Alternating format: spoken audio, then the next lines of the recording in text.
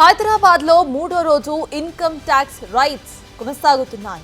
టాలీవుడ్ నిర్మాతలు, దర్శకుల ఆఫీసెస్, ఇళ్లలో తనిఖీలు కొనసాగుతున్నాయి.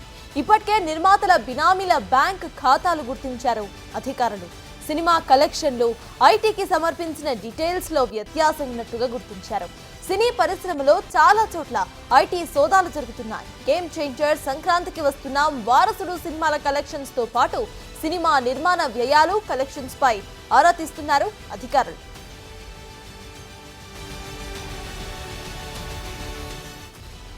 Pushpa 2 cinema collections, OTT rights, satellite ఒప్పంద పత్రాలు, లావాదేవీలపై తనిఖీలు కొనసాగుతున్నాయి.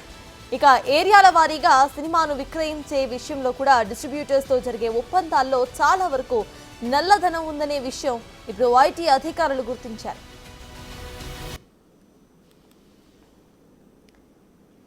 హైదరాబాద్ లో మూడో రోజు ఇన్కమ్ ట్యాక్స్ రైట్స్ టాలీవుడ్ ఇండస్ట్రీని షేక్ చేస్తున్నాయి. ఇదే అంశంపై పూర్తి డీటెయిల్స్ మా ప్రతినిధి రాణా అందిస్తారు. రాణా, చెప్పండి, ఇవాళ థర్డ్ డే రైట్స్ అసలు ఎలా కొనసాగుతున్నాయి, అప్డేట్స్ ఏంటి?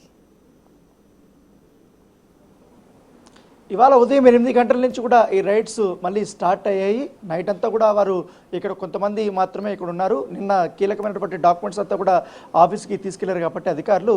సో ఉదయం పూట మళ్ళీ వచ్చారు. ఇప్పటికే సుకుమార్ ఇంట్లో కూడా జరుగుతున్నాయి, అలాగే నవీన్ ఇంట్లో జరుగుతున్నాయి. ఇతర ఫైనాన్షియల్ సంబంధించినటువంటి ఇంట్లో కూడా ఈ యొక్క ఐటీ రైడ్స్ అనేది కొనసాగుతున్నటువంటి నేపథ్యం అయితే కనపడుతుంది. ప్రస్తుతం మనం దిల్రాజ్ ఇంటి దగ్గర ఉన్నాం. ఇప్పుడే ఇన్కమ్ ట్యాక్స్ సంబంధించినటువంటి మరికొంతమంది అధికారులు కూడా ఇక్కడికి చేరుకున్నారు. ఇప్పటికే ఎక్కువగా భారీ కలెక్షన్స్ పైన వీరు దృష్టి పెట్టినట్టుగా మనకు సమాచారం అవుతుంది. తక్కువ పెట్టుబడితోనే నిర్మాణం పూర్తి చేసుకున్నటువంటి సంక్రాంతికి వస్తున్నాం సినిమాకి తొలి వారంలోనే 200 కోట్ల రూపాయల వరకు కూడా కలెక్షన్స్ రాబట్టింది. కాబట్టి దాంతోపాటు పుష్ప 2 సినిమాకి ఇప్పటి వరకు 1850 కోట్ల కలెక్షన్స్ వచ్చినట్లుగా ప్రచారం జరిగినటువంటి నేపథ్యంలో వాటిపైన అధికారులు పూర్తి స్థాయిలో వారు దృష్టి పెట్టారు. ఇప్పటికే తమిళ హీరో విజయ్ నటించినటువంటి వారసుడు సినిమాకి సంబంధించినటువంటి దిల్రాజ్ సంస్థ చూపించిన లెక్కలపైన కూడా అధికారులు ప్రశ్నించినట్లు కూడా మనకు సమాచారం అవుతుంది. మరోవైపు ఐటీ సోదాలు తన ఒక్కడే కాదు, ఇంకా చాలా మంది వైపు కూడా జరుగుతున్నాయి. మొత్తం ఇండస్ట్రీలో ఉన్నటువంటి దాదాపు 10 మంది ఇళ్లలో కూడా జరుగుతున్న కూడా ఇప్పటికే నిన్న దిల్రాజు కూడా చెప్పినటువంటి నేపథ్యంలోనే. సో ఇటు సుకుమార్ విషయానికి వస్తే మాత్రం ఆయన తీసుకున్నటువంటి రెమ్యూనరేషన్ కానీ, తర్వాత పుష్ప 2 సినిమాకి సంబంధించిన అంశంలో నిర్మాణ భాగస్వామి కూడా ఉన్నట్టుగా మనకు సమాచారం అవుతుంది. సో దానిపైన కూడా పూర్తి స్థాయిలో వాళ్ళు దృష్టి పెట్టారు. దాంతోపాటు ఇప్పుడు మ్యాంగో అధినేత అయినటువంటి రామ్ ఎవరుతున్నారో ఆయన పైన సినీ ఫైనాన్షియల్ ఇండ్లలో కూడా ఏకతాటిగా ఇంకా కొనసాగుతూనే ఉన్నాయి. దాదాపు 15 మంది ఇళ్లలో కూడా ఇంకా సోదాలు అనేది కొనసాగుతున్నటువంటి నేపథ్యం కనపడుతుంది. ముఖ్యంగా ఈ సినీ నిర్మాణ సంస్థలకు చెందినటువంటి బ్యాంక్ అకౌంట్లు కానీ, స్థిరచర ఆస్తులకు సంబంధించినటువంటి అన్ని ఇన్ఫర్మేషన్ కూడా అధికారులు తీసుకుంటున్నట్టుగా మనకు తెలుస్తుంది. సో విజువల్లో కూడా మనం చాలా స్పష్టంగా చూస్తున్నాం. సో సిఎస్ఎఫ్ అధికారులు కానీ వీళ్ళందరూ కూడా ఇన్కమ్ ట్యాక్స్ అధికారులు కూడా లోపల వారు ఉంటున్నారు. దానితో పాటు నిన్న దిల్రాజ్ సంస్థకు చెందినటువంటి కీలకమైనటువంటి బ్యాంక్ స్టేట్మెంట్ అంతా పరిశీలించిన తర్వాత ఇటు మరొకసారి బ్యాంకుకి వెళ్ళినట్టుగా మనకు సమాచారం అవుతుంది. ఇటు పుష్ప 2 సంబంధించినటువంటి ప్రొడ్యూసర్లు మైత్రి మూవీ మేకర్స్ సంస్థ ఉంది కాబట్టి ఆ సంస్థకు సంబంధించినటువంటి లావాదేవీలు వీళ్ళు ఏ విధంగా ఉన్నాయి, ఎంతవరకు వీరు నిర్మాణ సంబంధించినటువంటి అంశాల్లో పాల్గొన్నారు, ఇప్పుడు ప్రస్తుతమైనటువంటి నిర్మాణ ఉన్నటువంటి సినిమాలకి ఎంతవరకు కూడా వీళ్ళు సినిమాలు చేస్తున్నారు అన్న దానిపై కూడా, ఫైనాన్స్ చేస్తున్నారు అన్న దానిపై కూడా పూర్తి స్థాయి ఇన్ఫర్మేషన్ అనేది తీసుకుంటున్నటువంటి నేపథ్యం అయితే కనపడుతుంది. దానితో పాటు ఇటు వారసుడు సినిమాకి సంబంధించిన భారీ లాభాలను కూడా సంపాదించింది కాబట్టి, ముఖ్యంగా తమిళనాడులో అత్యధిక వసూళ్లు కూడా ఈ సినిమా రాబట్టింది కాబట్టి ఇక్కడ తెలుగులో కూడా దాదాపు 35 కోట్ల రూపాయల వరకు కూడా వసూళ్లు రాబట్టినట్టుగా సమాచారం అవుతుంది. దానిపైన లెక్కలు కూడా అడిగినట్టుగా మనకు సమాచారం అవుతుంది.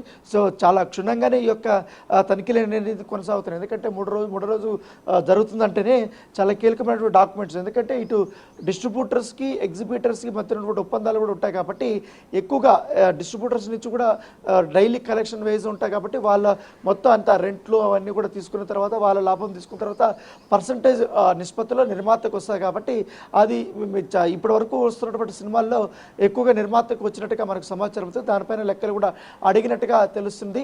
సో ఏదైనప్పటికీ చాలా వేగంగానే ఇంకా జరుగుతున్నాయి. ఇంకా చాలా కీలకమైనటువంటి వ్యక్తులు కూడా దీంట్లో ఇన్వాల్వ్ ఉన్నారు కాబట్టి, ముఖ్యంగా ప్రొడ్యూసర్స్ ఉన్నప్పుడు వీళ్ళకి ఎక్కువగా బినామీలు ఉంటారు కాబట్టి వారిపైన ఎక్కువగా దృష్టి పెట్టినట్టుగా మనకు సమాచారం అవుతుంది.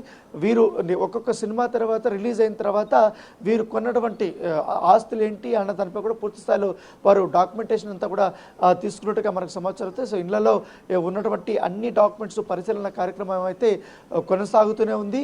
దాంతోపాటు ఈ ఒప్పందాలు సినిమా ఫ్లాప్ అయినా హిట్ అయినా ఓటీటీ శాటిలైట్ అనేది కూడా చాలా ఇంపార్టెంట్ కాబట్టి ఎంతవరకు వీళ్ళు చేసుకున్నారు, ఎంతవరకు కూడా వీళ్ళకి అందాయి, అవంతా కూడా ఎంతవరకు వీళ్ళు ఐటీ పన్నులు చెల్లింపులు చేశారు, జిఎస్టీకి సంబంధించిన పన్ను ఎగవేత కూడా చేసినట్టుగా ఇప్పుడు అధికారులు గుర్తించారు కాబట్టి దానిపై కూడా ప్రత్యేకంగా దృష్టి పెట్టేట్టుగా మనకు సమాచారం అవుతుంది. రైట్, థ్యాంక్ యూ రానా. ఇక హైదరాబాద్లో 3వ రోజు ఇన్కమ్ ట్యాక్స్ రైట్స్ కొనసాగుతున్నాయి. అయితే టాలీవుడ్ నిర్మాతలు, దర్శకుల ఆఫీసెస్ అండ్ ఇళ్లల్లో కూడా ఈ రైట్స్ ను కొనసాగిస్తున్నారు అధికారులు. నిర్మాతలకి బినామీల బ్యాంక్ ఖాతాలను కూడా గుర్తించారు. ఇక బ్లాక్ మనీతో ఇటు డిస్ట్రిబ్యూటర్స్ తో లావాదేవీలు జరిపినట్టుగా కూడా అధికారులు గుర్తించారు.